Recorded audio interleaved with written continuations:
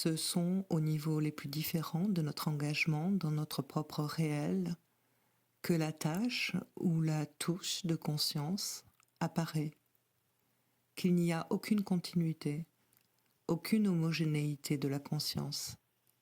Et après tout, c'est bien là où plusieurs fois Freud, à plus d'un détour, s'est arrêté, soulignant toujours ce caractère infonctionnalisable du phénomène de la conscience. Notre sujet, par rapport à ce fonctionnement de la chaîne signifiante, a par contre, lui, une place tout à fait solide, et je dirais presque repérable, je veux dire dans l'histoire. L'apparition, la fonction du sujet comme tel, nous en apportons une formule tout à fait nouvelle et susceptible d'un repérage objectif. La définition d'un sujet, du sujet originel, d'un sujet en tant qu'il fonctionne comme sujet, d'un sujet détectable dans la chaîne des phénomènes, n'est pas autre chose que celle-ci. C'est que ce qu'un sujet comme tel représente, à proprement parler, essentiellement, originellement, c'est cela, c'est qu'il peut oublier. Supprimer ce « il », le sujet est littéralement, à son origine et comme tel, l'élision d'un signifiant, le signifiant sauté dans la chaîne. Telle est la première place, la première personne. Ici se manifeste comme telle l'apparition du sujet, faisant toucher du doigt pourquoi la notion de l'inconscient, pourquoi et en quoi la notion de l'inconscient est, dans notre expérience, centrale. Partez de là et vous y verrez l'explication de bien des choses, ne serait-ce que dans cette singularité repérable dans l'histoire, qui s'appelle les rites. Les rites, je veux dire en tant qu'il s'agit de ces rites par quoi l'homme des civilisations dites primitives se croit obligé d'aider, d'accompagner justement la chose la plus naturelle du monde, c'est à savoir le retour des cycles naturels. Si l'empereur n'ouvre pas le sillon à tel jour du printemps, sans doute, vous savez qu'il s'agit de l'empereur de Chine, sans doute tout le rythme des saisons va se corrompre. Si l'ordre n'est pas conservé dans la maison royale, le champ de la mer va empiéter sur celui de la terre. Nous en avons encore le retentissement jusqu'au début du XVIe siècle, dans Shakespeare. Qu'est-ce que ceci peut bien vouloir dire, si ce n'est précisément ce rapport essentiel qui lie le sujet aux signifiances et l'instaure à l'origine comme responsable de l'oubli? Quel rapport peut-il y avoir entre l'homme et le retour du lever du soleil, si ce n'est pour ce que, comme homme parlant, il se sustente dans ce rapport direct avec le signifiant, dans cette attention du soleil, du fait, si vous voulez, pour évoquer Smith, que nous ne nous arrêtons devant rien d'autre que la position première de l'homme par rapport à la nature, qui est celle de Chanteclair par rapport à son propre chant. Sujet apporté par un petit poète qui pourrait être mieux abordé s'il n'avait pas commencé par nous diffamer la figure de Cyrano de Bergerac en nous le réduisant à une élucubration bouffonne, sans aucun rapport avec la stature monumentale de ce personnage. Nous voici donc amenés à nous poser, dans ces termes et à ce niveau, la question du bien. La question du bien est à cheval sur le principe du plaisir et le principe de réalité. Nulle chance qu'à partir d'une telle conception, nous n'échappions à un conflit quand, assurément, nous en avons singulièrement déplacé le centre. Je crois qu'ici, il est impossible que nous ne mettions pas en évidence ce qui est trop peu articulé, dans la conception freudienne elle-même, c'est à savoir que cette réalité n'est pas simplement le corrélatif dialectique du principe du plaisir. Plus exactement, il n'est pas simplement lié à lui par ce rapport, chez beaucoup d'auteurs, non dialectique, mais consiste en ceci que la réalité ne serait là que pour nous faire buter le front contre les voies fausses où nous engage le fonctionnement du principe du plaisir.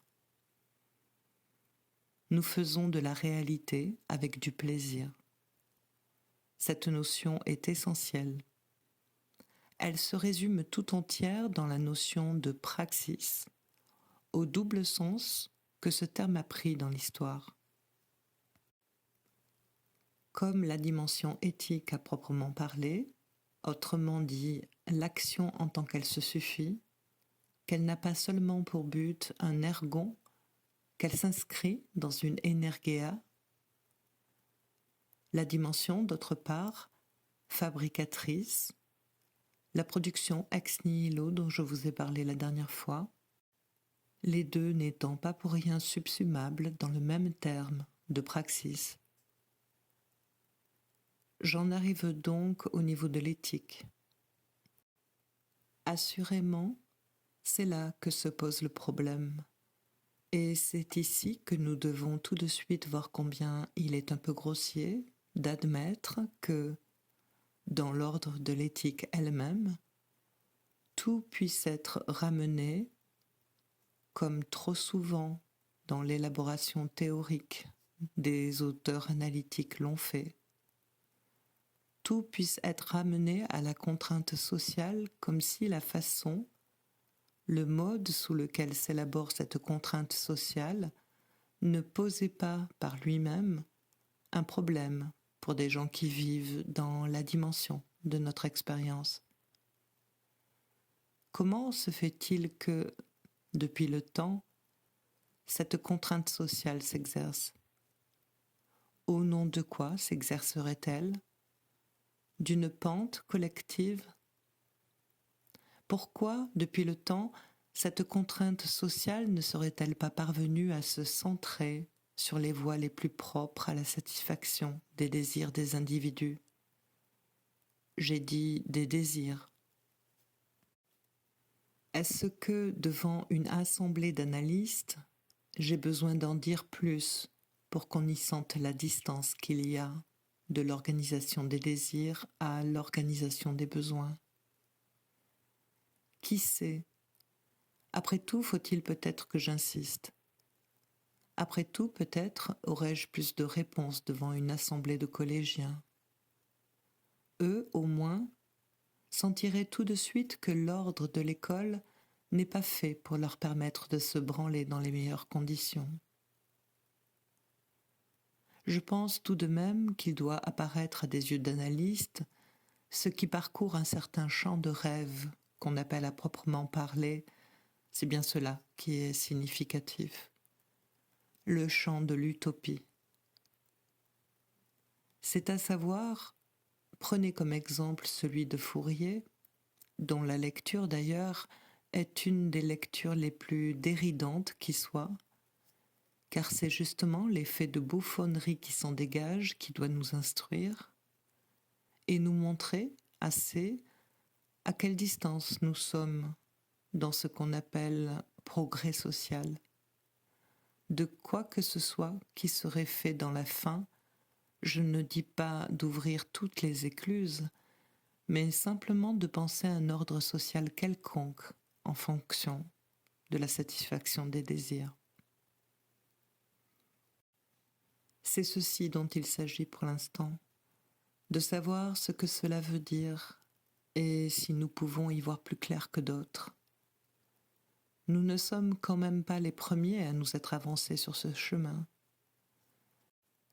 J'ai, dans mon auditoire, une part d'audience marxiste. Je pense qu'ici, ils peuvent évoquer le rapport intime, profond, tissé dans toutes les lignes qu'il y a entre ce que je suis en train d'avancer ici et les discussions primordiales de Marx concernant les rapports de l'homme avec l'objet de sa production. Pour vous dire, pour aller vite et frapper fort, ceci nous ramène à ce point où je vous ai laissé à un détour, je crois, de mon avant-dernière conférence, au point de Saint-Martin, coupant de son glaive en deux le large morceau d'étoffe dans lequel il était enveloppé pour son voyage de Kavala. Prenons-le bien là où il est, au niveau des biens. Pour tout dire, posons-nous la question de ce que c'est ce morceau d'étoffe. Ce morceau d'étoffe, en tant qu'avec on peut faire un vêtement, valeur d'usage, est quelque chose sur quoi d'autres avant nous se sont déjà arrêtés.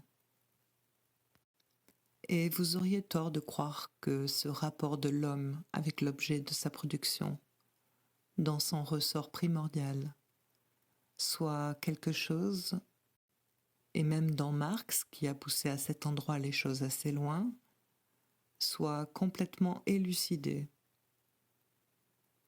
Je ne vais pas ici faire la critique des structures économiques.